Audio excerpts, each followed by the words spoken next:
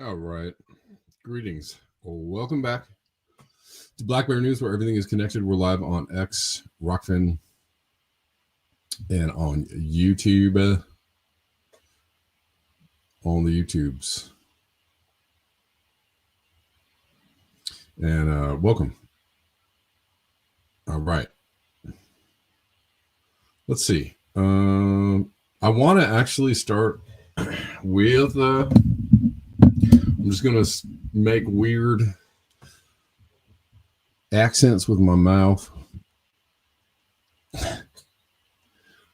I'm going to start with the this article that Bella Ne Osama Ne Oswami sent me recently. What's up, Malcolm? How you doing? Here we go. And this is an interesting article. Basically, it is very scary. Very, very scary things afoot, my friends.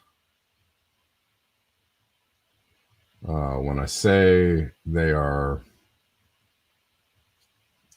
listening, watching, rewiring, reworking your brain already. They already have the tools, the capabilities, and the willingness, as we all know. They have the willingness to manipulate. And they've been doing it for a long time. I mean, that was the point of mainstream media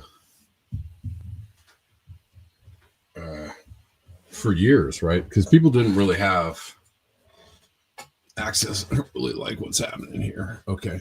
People didn't have access to a lot of information unless they were looking for it. Let's say their ear to the ground, as they say. All right. Deline, Kate, people rolling in here. What's up? We're on X too. So if you're watching on X, give a shout. give a repost, give a howdy do or whatever.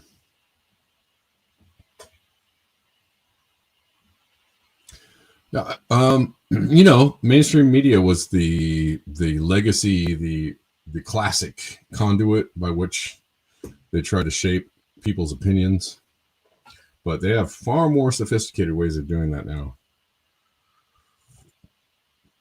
This is a pretty good article from Global Research. And I'm just going to get into it and read it. UN warnings the possible liquidation of human freedom and democracy instrumented by neurotechnologies, by Momir Babasek or Majmir.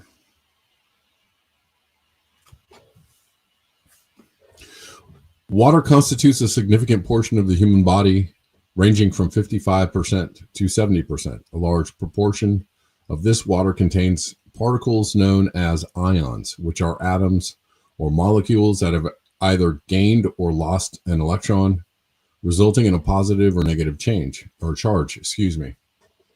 Liquids in the human body rich in these ions can be likened to electrolytes, substances that conduct electrical currents and can function similarly to antennas. The activity of the human nervous system is predominantly characterized by electrical currents arising from the flow of these charged particles through nerve fibers. Information within the brain is communicated through the number and frequency of nerve impulses with the intensity of feelings or perceptions, typically correlating to the intensity of the electrical current.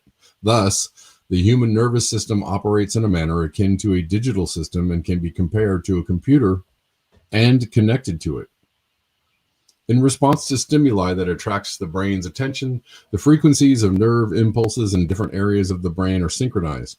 By delivering to the brain the appropriate number of electrical, magnetic, or electromagnetic impulses of a certain frequency, it is possible to artificially induce the activity of neurons corresponding to certain natural brain activity.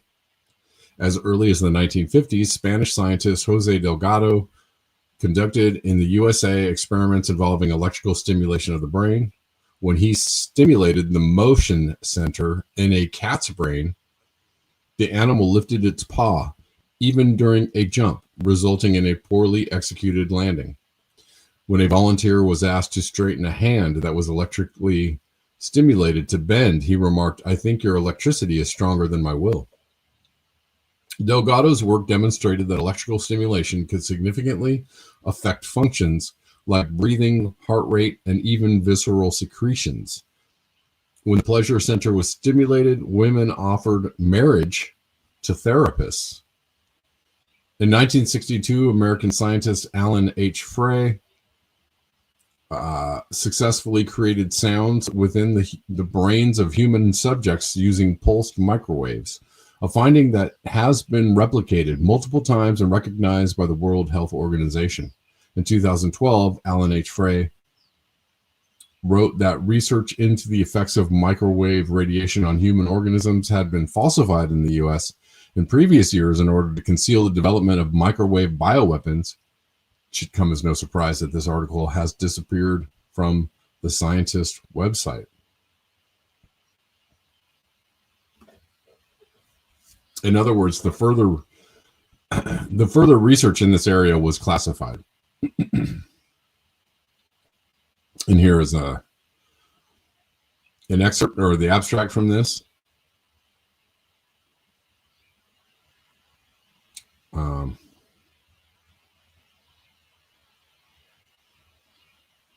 The intent of this paper is to bring a new phenomenon to the attention of physiologists. Using extremely low average power densities of electromagnetic energy, the perception of sounds was induced in normal and deaf humans. The effect was induced several hundred feet from the antenna the instant the transmitter was turned on, and is a function of carrier frequency and modulation. Attempts were made to match the sounds induced by electromagnetic energy and acoustic energy.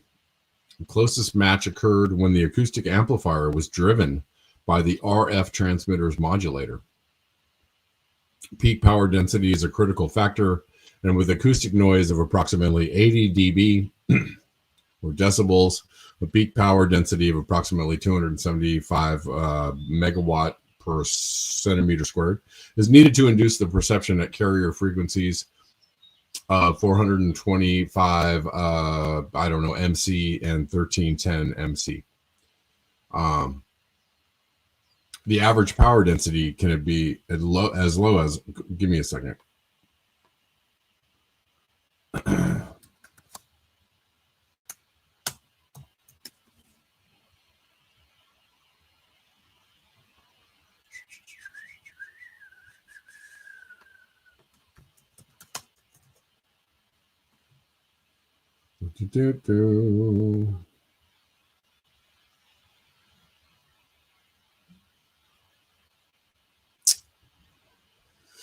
No, that's not what it is.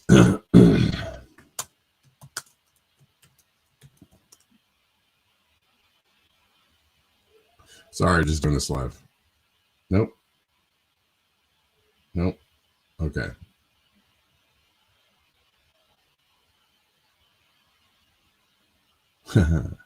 It is time for the tinfoil hats. If you don't already have yours, you can order yours from RedLlamaMusic on the BlackBerry news page. One size fits all. They're all adjustable. The average power density can be at least as low as 400. I don't know what this is. The UW per centimeter squared. The evidence for the various possible sites of the electromagnetic energy sensor are discussed in locations peripheral to the cochlea are ruled out. In 2011, another scientist of Spanish origin, Rafael Yuste, proposed the development of technologies aimed at recording every spike from every neuron. He co-authored a white paper outlining this ambitious endeavor, modeled after the Human Genome Project.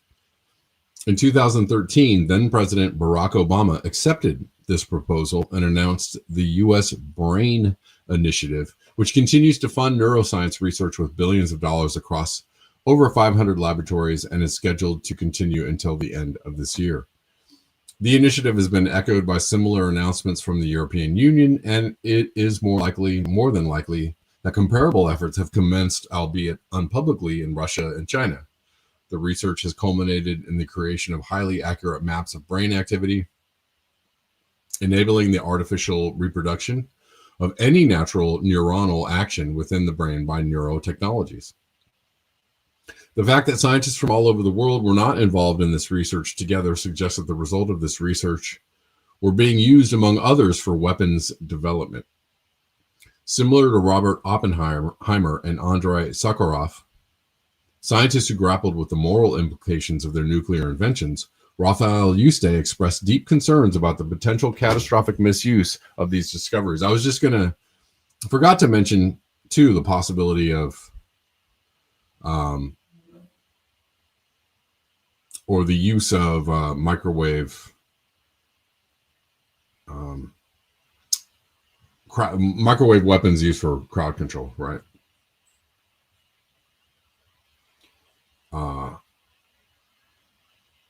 Which have been well documented, and people have experienced it, and they can produce all kinds of sensations in people from a distance.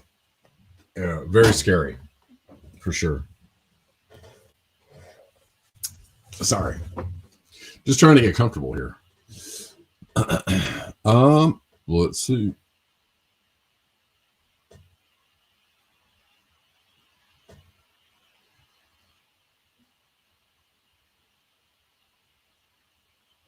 Consequently, he co-founded the Neuro Rights Foundation, which, among others, is trying to incite the United Nations organization to defend human rights in the face of potential abuses resulting from such detailed knowledge of the workings of the human brain by neurotechnologies.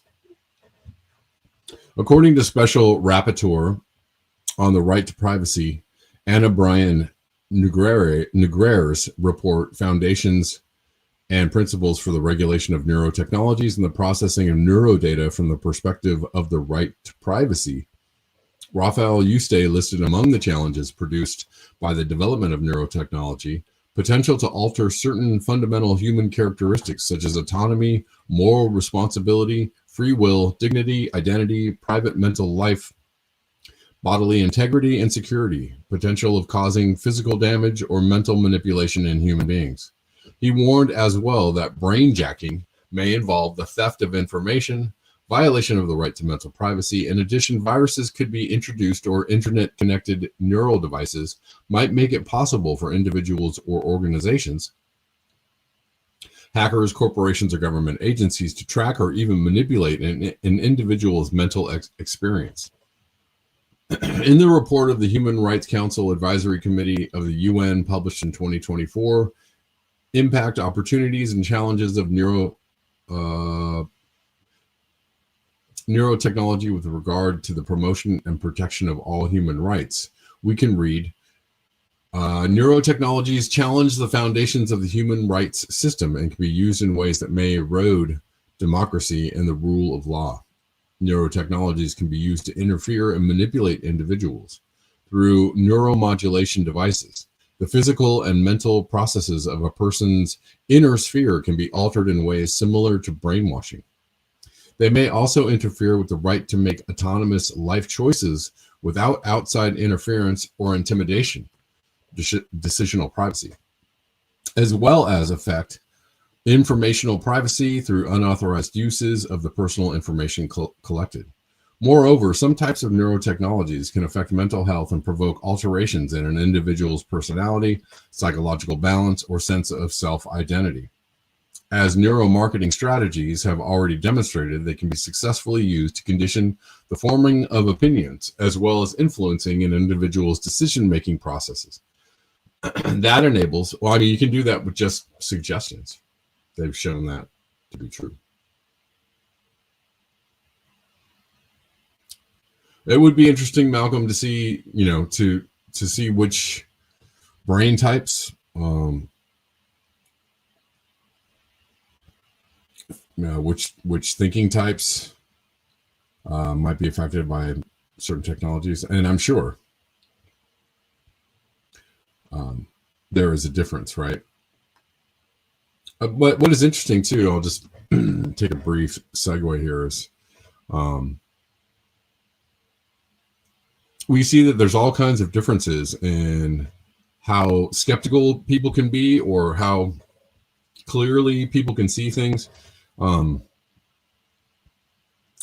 Just depending on your emotional makeup, your mental makeup, right? Like COVID was a really good example of, there were a lot of examples of very, smart people who were taken in by a particular narrative, right? And there was also indications that people could see, people with less education or, people of different social standings could see things better, probably because of their position in society.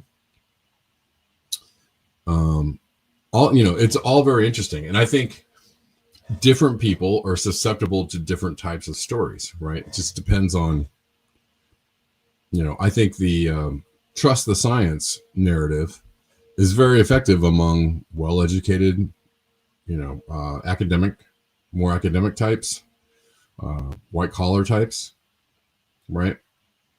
Right. If you give them a very logical reason to trust the authorities, then they're going to do that, and they're going to call it, they're going to call it intelligence, right? Whereas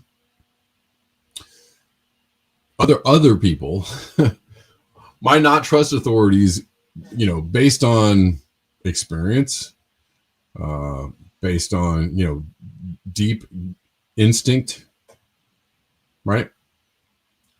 Doesn't necessarily have to do with intelligence, and intelligence might actually get in the way, right? If you're saying like, trust the authorities, trust the science, trust the people in charge, the people that know better, there's going to be a lot of people that are going to go, I don't I don't think so. I don't have good experience with these type of institutions, so no thank you, right? Um, and people might call that unintelligent or uninformed or whatever it might be. But the unintelligent, the uninformed, the do your own research people actually put that we're in a better position to see things for what they were, and that's just kind of how it went.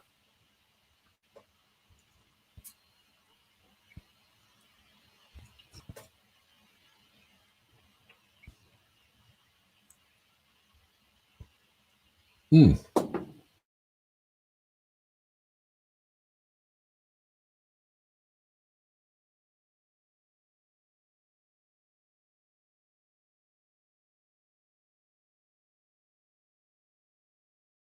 Let me let's see.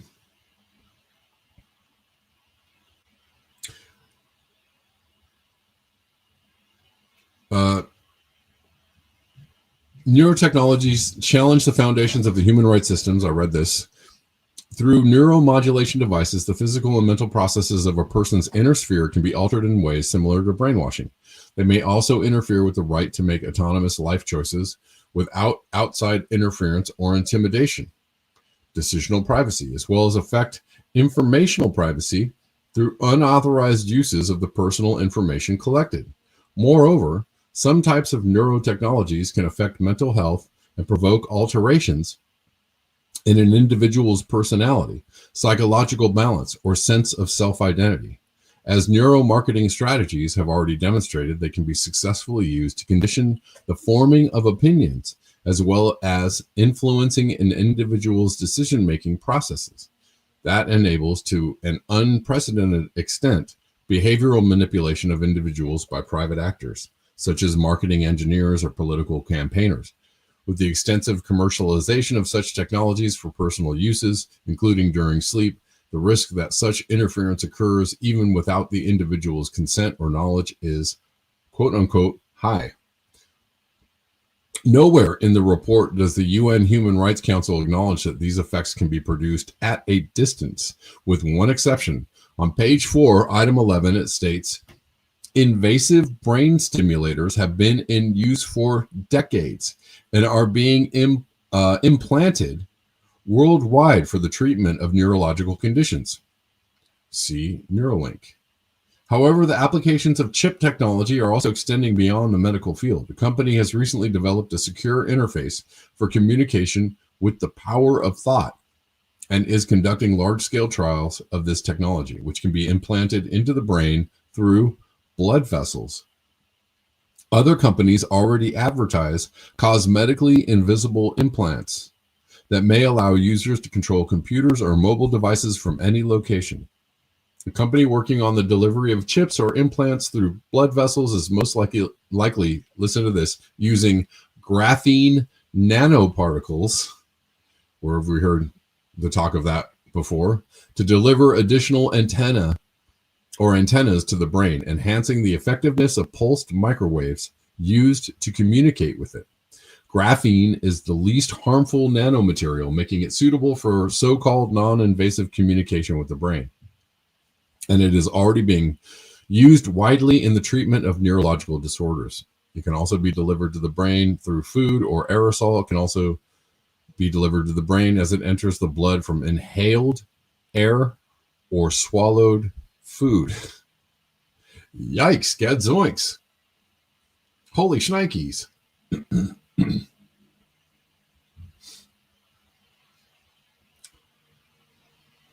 The United Nations is authorized only to make recommendations to governments. In the aforementioned documents, they recommend that governments enact legislations to protect their citizens from the abuse of neurotechnologies.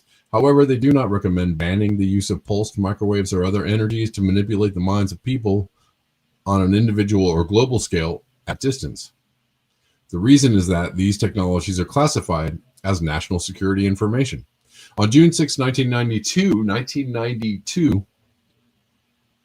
the Russian newspaper Komsomolskaya Pravda published an article titled "Don't Buy Equipment to Spy on Your Neighbors." The article stated that the subject of remote control over human brain function was on the list of information banned from publication in the Russian Federation in 1990.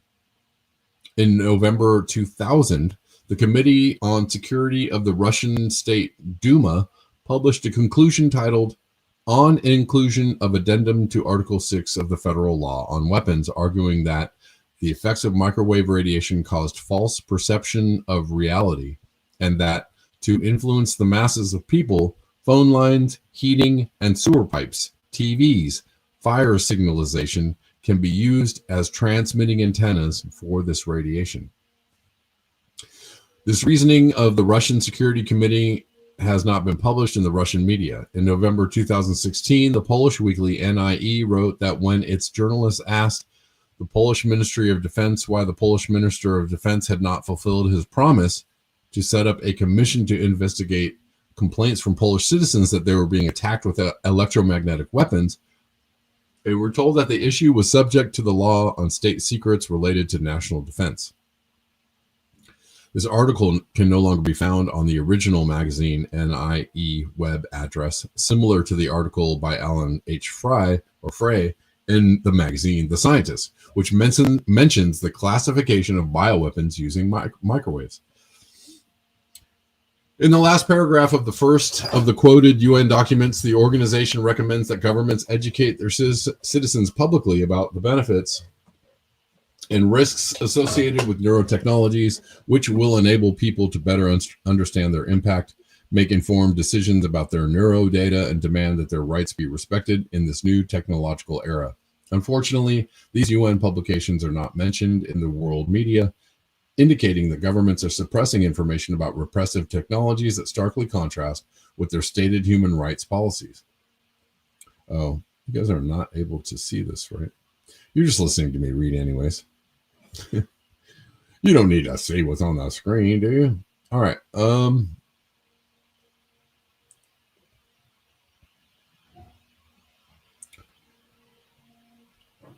Let's see. In 2008, the deposed Honduran President Manuel Zelaya, while under siege at the Brazilian embassy in Honduras, complained that he was subjected to electron bombardment with microwaves.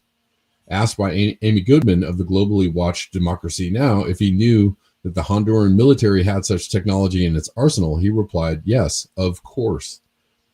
In an exceptional situation, he was therefore willing to publicly confirm the existence of these weapons. The efforts of the U.S. intelligence services to deny that attacks related to Havana syndrome are produced by foreign powers only serve to raise suspicions that the U.S. wants to use these neurotechnologies to control the entire world population, as proposed in 1994 by the Strategic Studies Institute of the U.S. War College.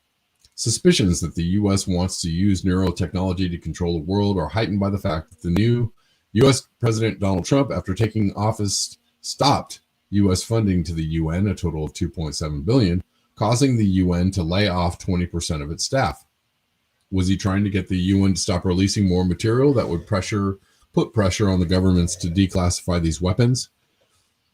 Previously, Joe Biden had already prevented the European Union from disclosing and banning the use of these neurotechnologies in its AI law by stopping further orders for U.S. liquefied natural gas. Really interesting. Didn't know that. Effectively stalling further growth of the European economy beyond the end of the decade. Donald Trump has not yet authorized new orders for the U.S. LNG. Thus, today, the non-freedom of the press serves to shift the technology of governance worldwide towards a new form of totalitarianism. It becomes more and more evident that governments are unwilling to accept responsibility for their citizens' freedom and respect their fundamental human rights. This raises the question of whether the United Nations should be given more authority than simply issuing recommendations and becoming a democratic institution that will oversee compliance with the ban on the misuse of neurotechnologies to suppress human rights worldwide. You can help break the silence of governments about the existence of technologies that destroy freedom of thought and democracy and enable the theft of ideas from people's brains by sharing this article on social media and by signing a petition urging the European Union to declassify technologies that enable them to remote control the human nervous system. Wasn't that interesting? I thought so. Jay Gibbons, no, it is not safe to drop a deuce lest you be impacted by microwaves. Yeah, it was a scary article. I would assume that all of this is true and correct before I would assume that it wasn't. All right, let's move on. It took a long time to read that article, but just wanted to do it. Okay, we're going to keep on going in a tinfoil hat direction just for a moment. Steph C posted this in the Telegram, guys. If you want to post articles or talk to people, talk to the Black Bear News chatters any other time of the day, you can do so at the Telegram channel, t.me/Black Bear News chat. All right.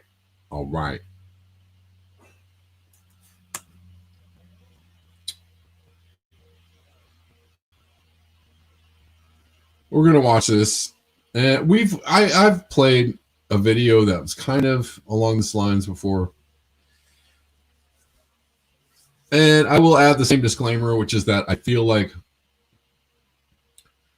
these satellite videos can be easily manipulated. So it's the one thing that gives me pause about these, but we're watching this for information's sake, or isn't that interesting sake. And that is all. I'm making no claims about this video whatsoever. I'm just playing this as a point of for educational and or entertainment purposes. All right, here we go.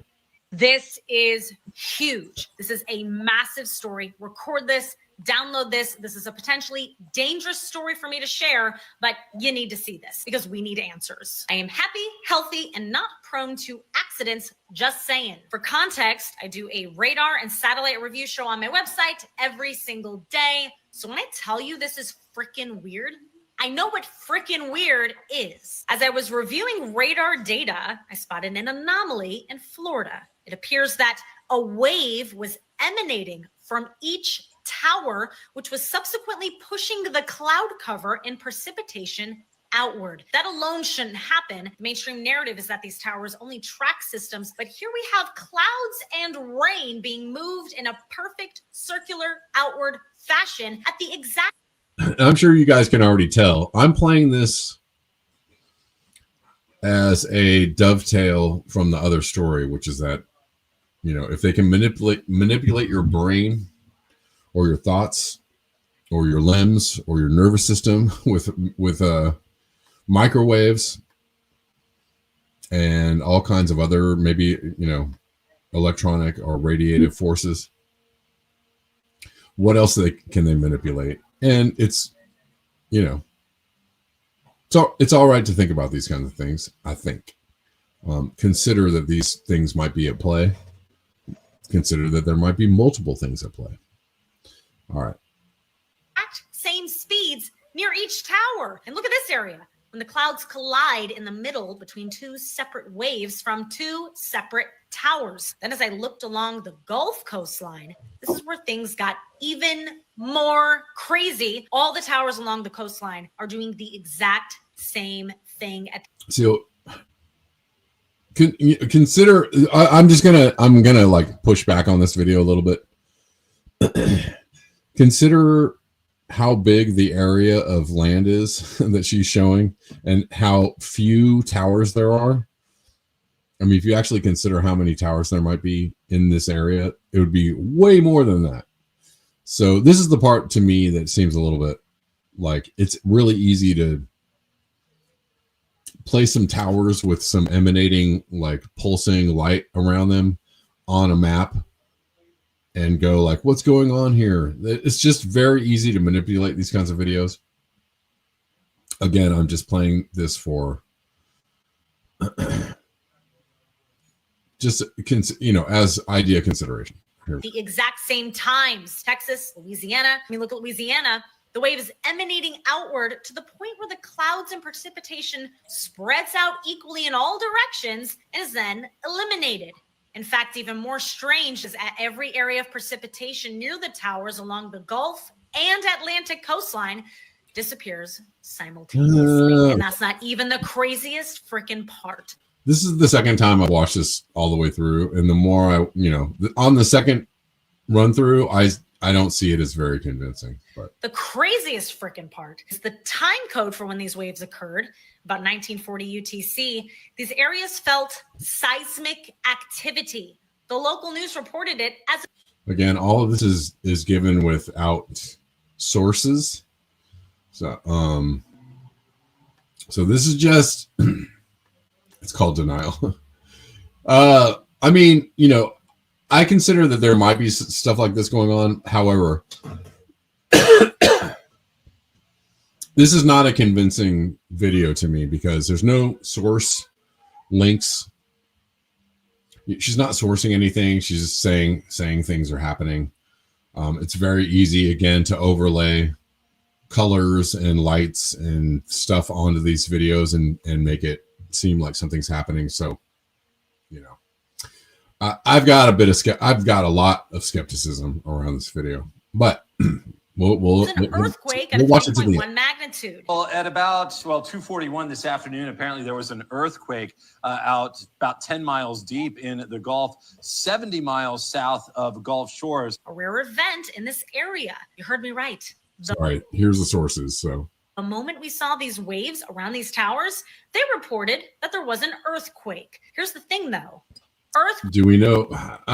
Are these times lined up? This is my another. Okay. So she provides some sourcing, but do we know that all these times line up with the video?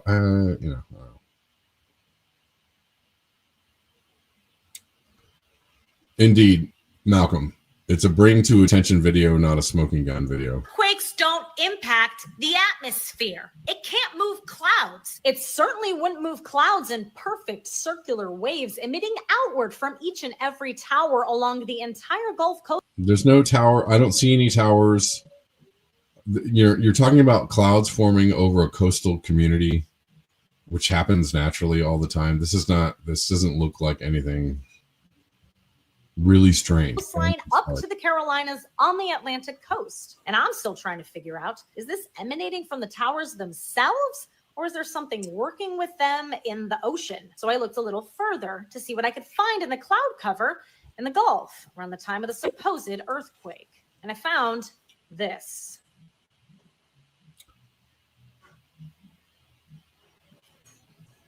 What is moving these clouds out there like that? What are you guys doing? Okay. I don't know. Does that look weird to you guys? Does it look like proof of anything? I don't know. Let me know what you think. I don't know. Again, I've played videos like this before. I'm not super convinced. Sorry.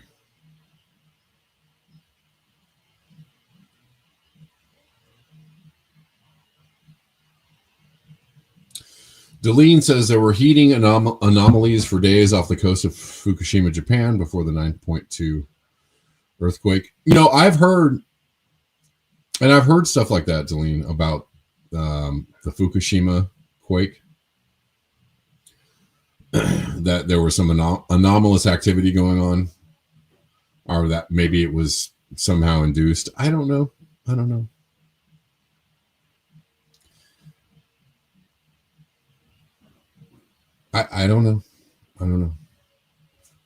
Again, I haven't seen anything super duper conclusive. You may know more than I, and that's okay. Please, send me links. Yeah, I'd say it's possible. Again, I'm willing to open my mind to the idea that stuff like this is going on, but this video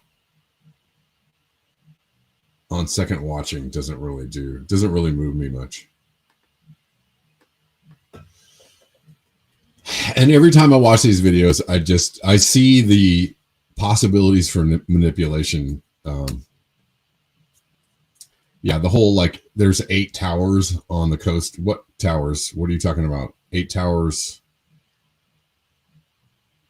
radio towers along the coast. There's way more towers than that. I'm sorry to tell you. Yeah. And that's a pretty large area of land. All right. More, Trump administration is with the budget cuts are not helping.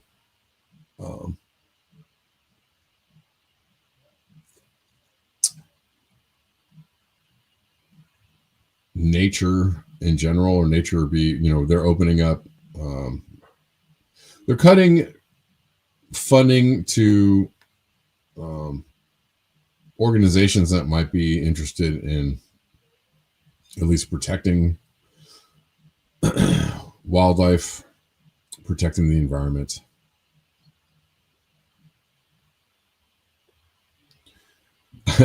My computer is already doing funny things, Jolene, but I believe you. I believe you. But anyways, the Trump administration is tempting a honeybee disaster. Bees are dying. Federal funding cuts aren't helping. I feel like that's all I really need to read. But there is a large drop in the honeybee population. It has been reported. 62% of commercial colonies perished from June 2024 to February 2025.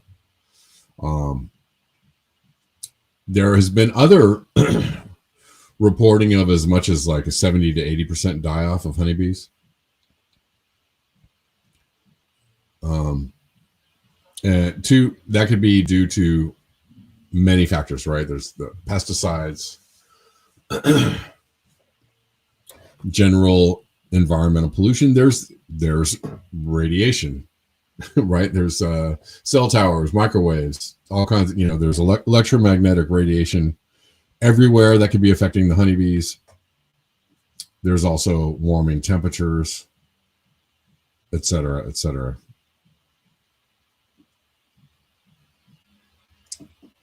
Gene Whitworth says depends on the time-lapse speed. Yeah. I feel like those videos are more clickbaity than informational, but just in the interest of time, I'm going to move on to the next article, and we're just going to jump through the last couple of stories real quick. This is also a great headline and also very true. Extreme car dependency is driving Americans to unhappiness. Yeah, if you live in Los Angeles, you know how unhappy you are to get in your car and try and get anything done. It is brutal. And there's more cars on the road than ever, more people on the road than ever. It is unhappiness to go drive in Los Angeles. I can tell you that much.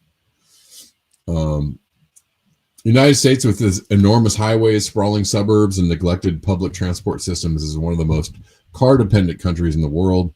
But this arrangement of obligatory driving is making many Americans actively unhappy. New research has found.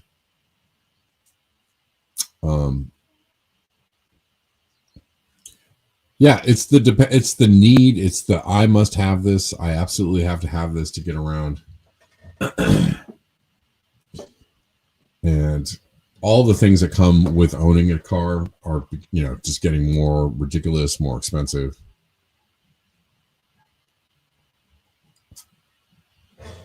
So many other options to transportation. All right. If you like the show, if you support the show, you want to support the show, there's lots of links in the description box of whatever platform you're watching on. If you are watching on X, there is a link tree. X is trying to keep me down because X is the same old thing that it ever was, which is narrative management and repressing people that actually are trying to tell you things. So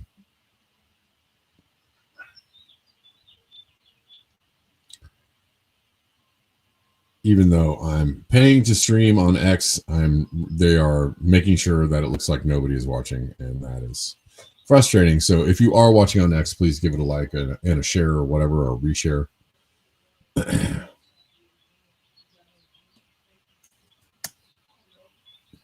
If you would. Also, if you want to support the show financially, that is also greatly appreciated. And to all the people that support the show financially on a regular basis, you know who you are, and I appreciate you.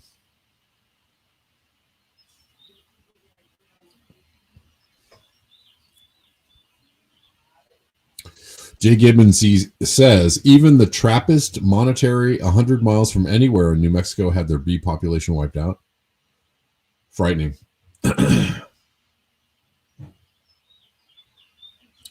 Deline says there's definitely radioactivity in bees. Radioactivity in the plankton in the oceans.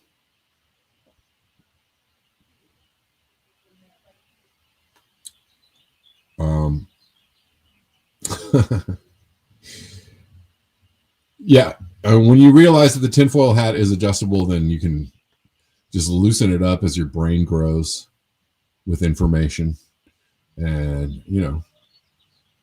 stay happy, stay free, bro. Okay.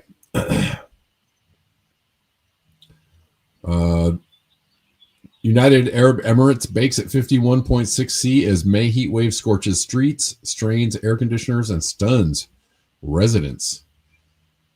Imagine it's so freaking hot that you have to wait until the sun goes down before you can go cool off with a swim in the ocean. Here is a picture of lights shining on a beach so that people can go for a night swim because it's so freaking hot. Floodlights bathe Dubai's Sukim Beach in light as residents seek relief from the heat after dark.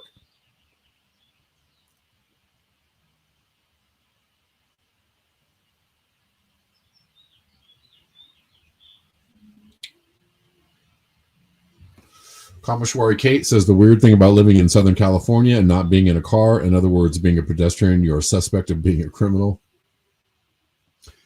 It is, you remember the song, the classic, Nobody Walks in LA.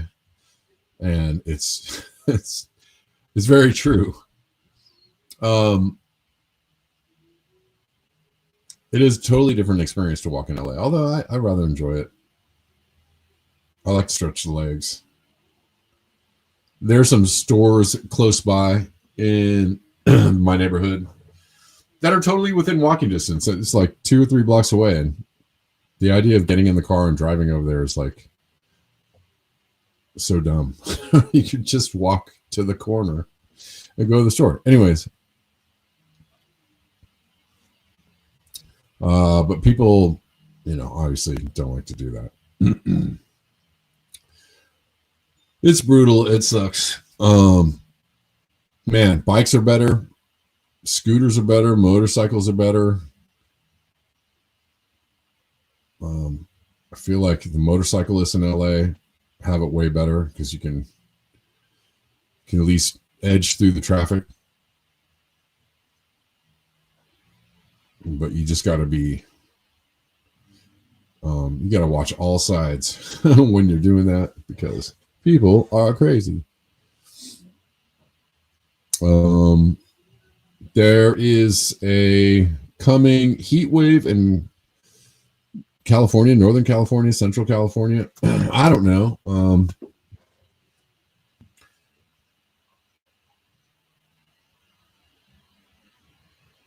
This is first I'm hearing of this, but this is projected for this weekend, very end of May, being super hot.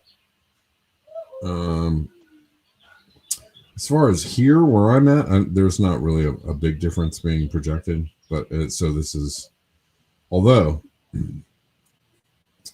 inland, I'm seeing this weekend could be, Friday and Saturday could be toasty, but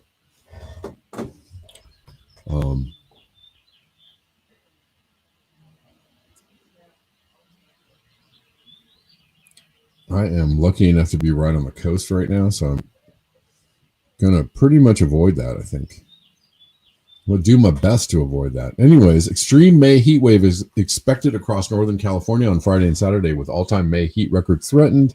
Temperatures could reach as high as 110 Fahrenheit in the Central Valley and nearly 100 Fahrenheit in San Jose. That is warm, definitely. Looking like it's not going to hit Southern California as much. But it's looking like, possibilities for the 90s in Southern California, for sure. Kamashwari Kate. I was in Torrance and there was no way to get across the street because no crosswalks. Yeah. Yep. I am in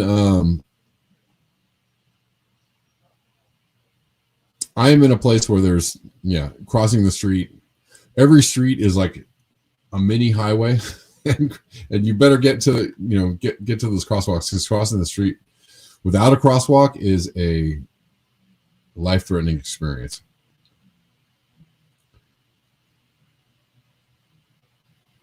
And the sun, it will beat on you. Let's see. Here's what it looks like when there's too much water in the atmosphere.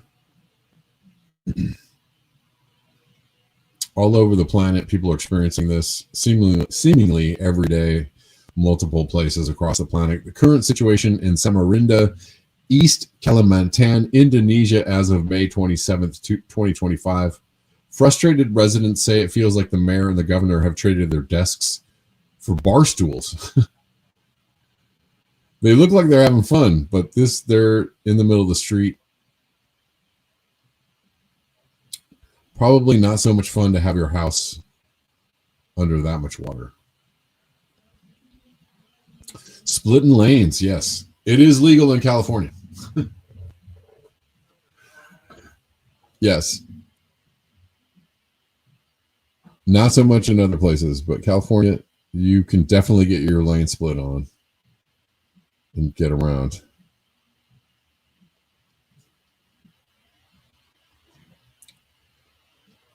Matthew Axford says, you should do more things about the human atrocity, stupidity writ large of car dependence in the U.S. And yes, any other way you try to circumvent this. Yeah, man. I mean, atrocity, stupidity is correct. I spent a long time commuting across the country for my work. And the car/truck culture of this country is ridiculous, horrific. And it is just knuckle-draggingly, stupid and destructive. But as I say that, they are building more gas stations, more travel centers, more highways, expanding the highways, turning 2-lane highways into 4-lane highways and 4-lane highways into 8-lane highways, and constantly, expanding the, ever-growing maw of the highway system in the U.S. so that we can accommodate more trucks and more cars.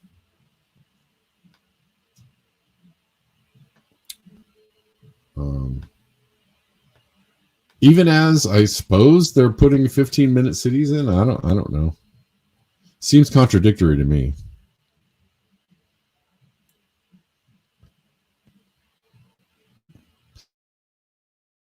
Everything going on in Los Angeles right now, where yes, Los Angeles is a huge car culture in the U.S. And they are, always expanding the highway system, always expanding the lanes of highways, always, pushing for more cars on the roads. But inside the city of Los Angeles itself and in many of the suburbs, they're doing things like reducing reducing the lanes of certain cities, of certain streets in order to cut back on the traffic. But I don't know how you do that without addressing the problem in a holistic manner. Right? Everybody's dependent on their cars. Everybody has to drive their car everywhere. They're urging, it's kind of, they're not really urging people to do anything different. So everybody's driving their cars to places, and then you get to a place and you realize that they've cut the lanes down on the roads. So it makes the traffic even worse. I don't get it. I don't get it. I don't know if they're trying to push people out of their cars in these particular areas, if they're counting on the traffic to increase oil sales. I think that might be part of it.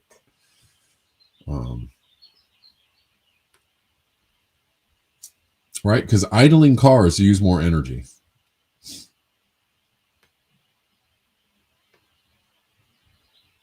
Conventional cars, conventional engines use more energy. So I have long had a suspicion, or we'll call it a conspiracy theory, that traffic is intentionally created in order to get people to sit in their cars for longer, burn more gas,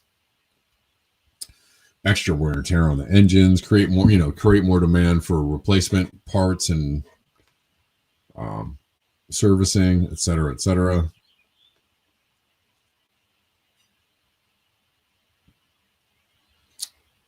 Let's see. Cyrus says Colorado river flow levels are going to hit the tripwire, say scientists.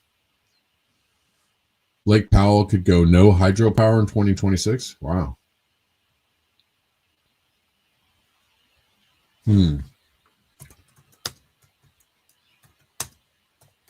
That has been going on for a long time. The continually shrinking levels of Lake Mead and Lake Powell have been a story for the last few years. I wonder what the levels are now. They've been going down for a long time, but over the last 3 years, I'd say straight, California has been hit by massive atmospheric rivers every single winter. We didn't really get them this year. This is the first year in about 3 or 4 years that we didn't get like a serious inundation of atmospheric rivers. But I do think that we hit 100% snowpack again this year. So it's lessening the strain.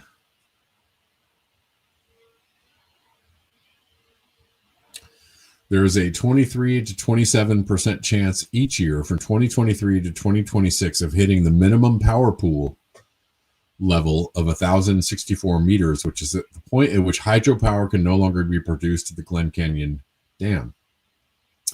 The current level is 1,075 meters. They are like 10 meters away. And while it has remained relatively stable in 2024, the outlook for 2025 and beyond remains uncertain, as negotiations for new water management agreements approach the 2026 deadline. Okay.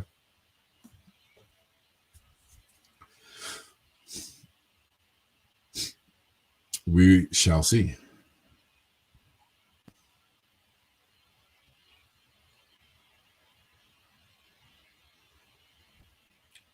Oh, thanks, Matthew. I appreciate that. Thank you. All right. One more little clip here. Jake Tapper. This is I call this comic relief. Jake Tapper at the age of 56, and after 30 years in what one may loosely call journalism, the profession of journalism, pretends to have just woken up and realized what is in fact the first axiom. The reason why journalists are, or journalism itself is called the fourth estate, right? Because they're supposed to hold power accountable, right? The first axiom of journalism 101, Politicians and governments lie, and journalists shouldn't blindly believe them. Their job is to call those in power out, to be skeptical, to have questions. That is why this channel is called Black Bear News. This is a journalistic endeavor, and the point is to be skeptical, to call those in power out.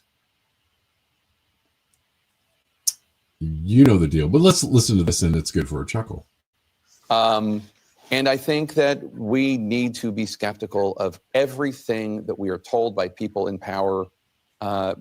And I mean, that obviously should be the mantra of being a journalist to begin with. If your mother tells you she loves you, get a second source. But we just need to remember that, like, politicians lie, White Houses lie. Power is an effort to begin with. If your mother tells you she loves you, get a second source. But we just need to remember that. Your mother like, tells you means mother government, I guess. Politicians lie, White Houses lie. Power is an aphrodisiac, and we just need to all remember that and not take at face value anything that we're told. Wow, what a revelation. Let's see. I feel like every podcaster that I've seen take to the airwaves since 2016, or maybe even earlier. Maybe it's 2008. No, maybe it was 2001. Every podcaster, every journalist, independent journalist, voice of the people, et cetera, has said exactly that. To be mocked, ridiculed, and called a conspiracy theorist. But thanks, Jake, for tapping in with that one.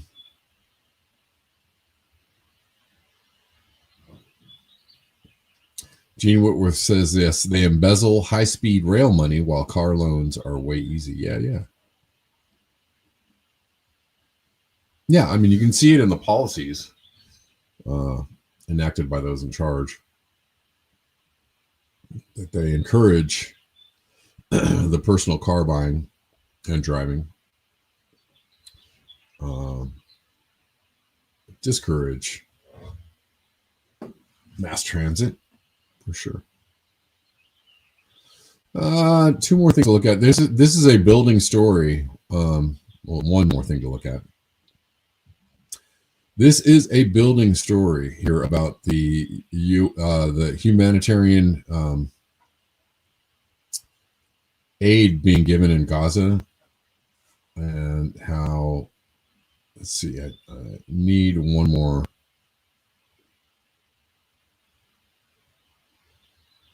Post for this.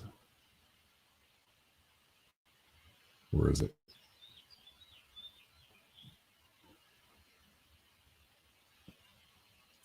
Crap, maybe I don't have it.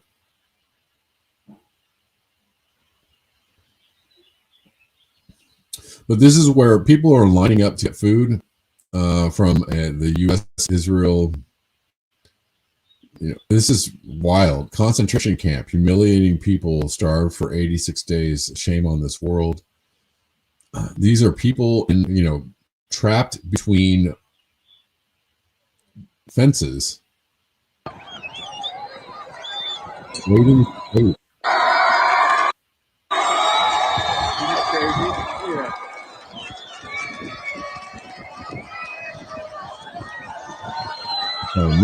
Missing a post of this from this. Excuse me.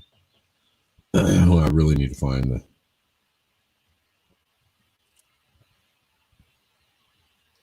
Give me 1 second.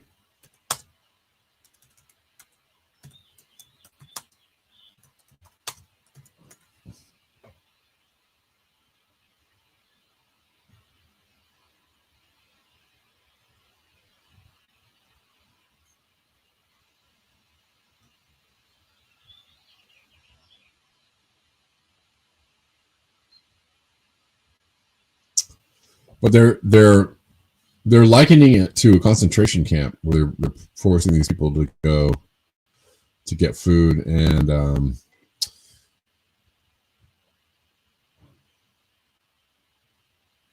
This is breaking news. The U.S. Israel-backed Gaza Humanitarian Foundation opened fire on civilians after losing control over its so-called aid distribution point in West Rafah, with armed personnel responding by shooting instead of managing the crowd properly. The foundation, accused of being a political tool rather than a relief entity, has no humanitarian track record and operates without transparency or regulation. Despite repeated calls, Israel continues to block established and legal aid agencies like UNRWA and the World Food Program for delivering assistance. They block these agencies from delivering assistance, obstructing organized and safe humanitarian operations in Gaza.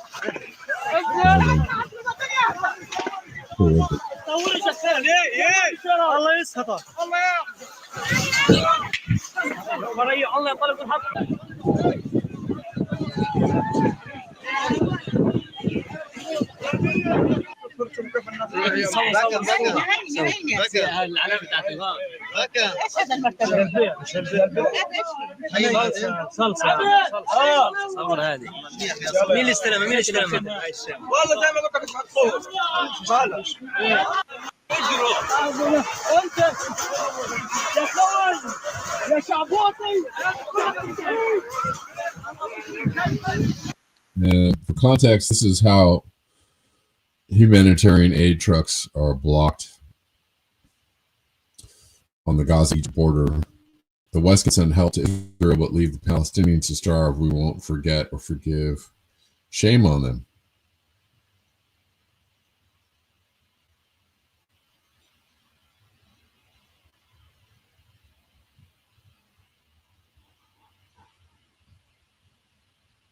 I have a little static in my mic. Well, thanks for letting me know, Deline. I'm going to actually have to sign off now. So apologies for the static, but it's the end of the show. Thanks, everyone, for watching. Appreciate you. Going to make sure I don't have anybody to thank.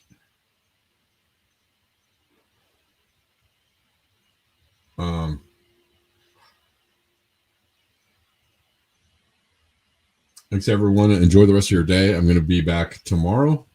Oh, thanks, Lou, for the PayPal. Appreciate you, man. As always. All right, guys. Thanks so much. See you tomorrow. Until next time. Peace.